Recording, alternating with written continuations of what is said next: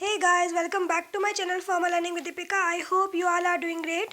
So without wasting your time, let's continue the chapter Community Pharmacy, in which today we will discuss about the code of ethics of community pharmacist. In my previous video, I have discussed about the activities of community pharmacists, so you can go and check the link in the description box, or you can click on the I button also. So guys, let's talk about the code of ethics in relation to his job. तो जो pharmacist रहता है उसका code of ethics क्या होता है in relation to his job कि उनको reasonable comprehensive pharmaceutical services provide करनी पड़ती है, जिसमें कि मोस्ट कॉमनली जो चीज़ें इन्वॉल्व होती है वो होती है supply of medicines without any delay और emergency supply all the times. तो कभी भी इमरजेंसी सिचुएशन हुई या कुछ मेडिसिन्स को उनको डिलीवर करना रहा तो वो करते हैं, तो ये उनका एक तरीके से जॉब का हिस्सा है। Next is the conduct of pharmacy.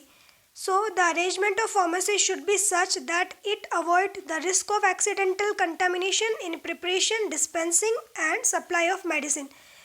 तो how they will conduct the pharmacy, तो क्या होता है कि इस वे में उनको कंडक्ट करना चाहिए फार्मेसी का, इस वे में उनको अरेंजमेंट करना चाहिए कि कोई भी एक्सीडेंटल कंटामिनेशन होने के चांसेस जो होते हैं उनको अवॉइड कर सके during the preparation, dispensing and supply of the medicine. Now let's talk about the handling of prescription. तो जब भी वो प्रिस्क्रिप्शन को किसी को हैंडल करते हैं तो क्या उनके एथिक्स होते हैं।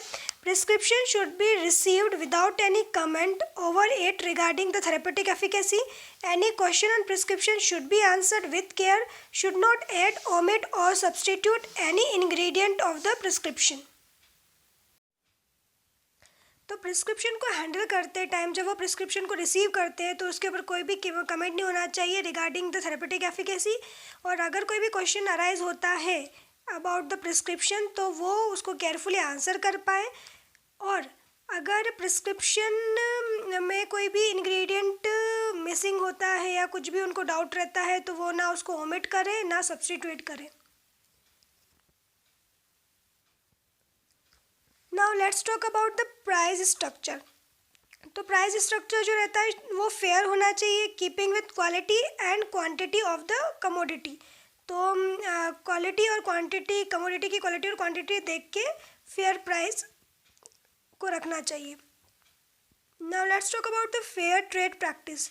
सो no attempt should be made to capture business of a contemporary by cut throat competition, charging low price of medicines, gifts offer and copying trademark, label and other signs and symbols of the contemporaries. तो basically इनका code of ethics क्या होता है कि fair trade practice करनी चाहिए, इनको कोई भी फ्रॉड नहीं करना चाहिए कि जो भी बिजनेस है वो लोग कर रहे हैं तो कंपटीशन में उतरने के लिए ऐसा ना हो कि वो लो प्राइस में अपनी मेडिसिन को बेचे या फिर कुछ गिफ्ट सैम्पल ऑफर्स करें या फिर किसी के ट्रेडमार्क को कॉपी करें या फिर लेबल या अदर साइंस एंड सिंबल्स को कॉपी करें जो कि उनके कंटेम्प्रेरीज कर रहे हैं। Now next is the purchase of the drug.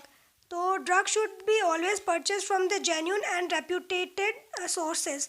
तो जो भी ड्रग को अगर परचेज़ करते हैं तो वो कहाँ से करनी चाहिए, जो भी जेन्यून और रेप्यूटेबल सोर्सेज हैं वहाँ से वो परचेज़ करें।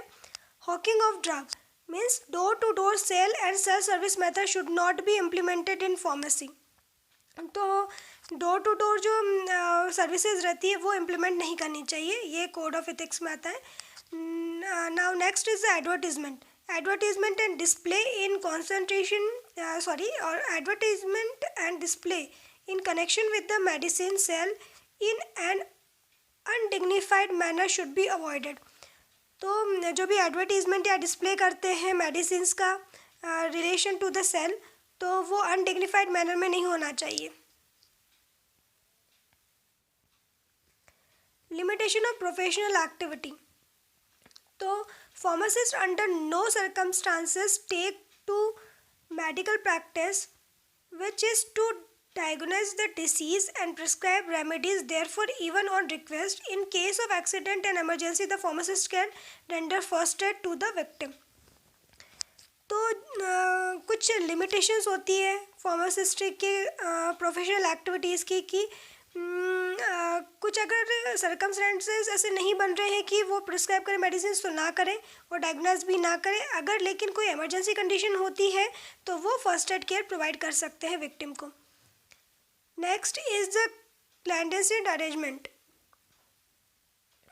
तो no pharmacist must enter into a secret arrangement with a physician to offer him any commission और any advantage by recommending his drug store.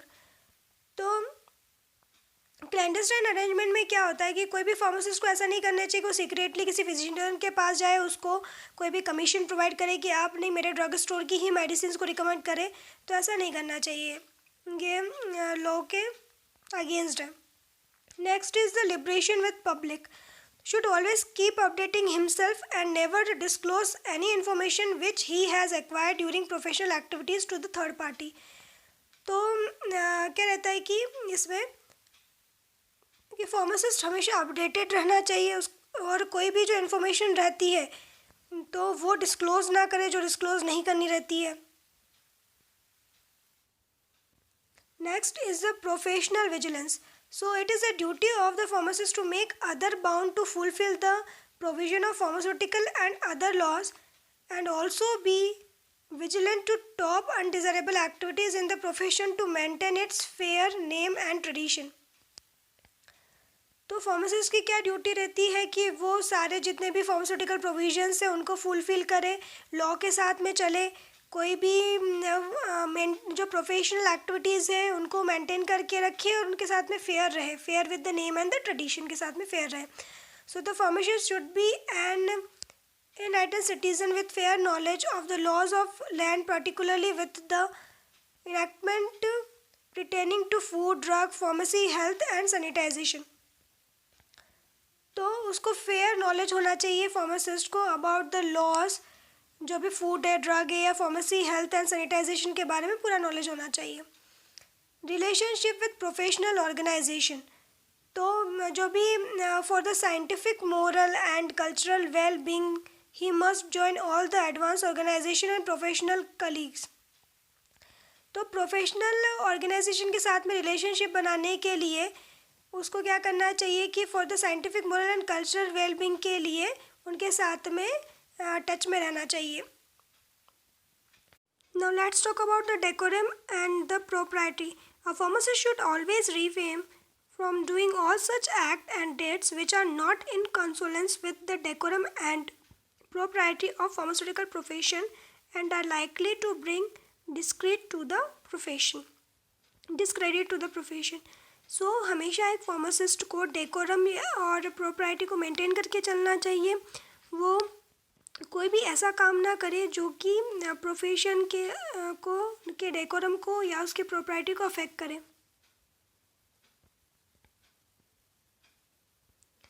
So that's all guys, thank you for watching. I hope you are liking my video.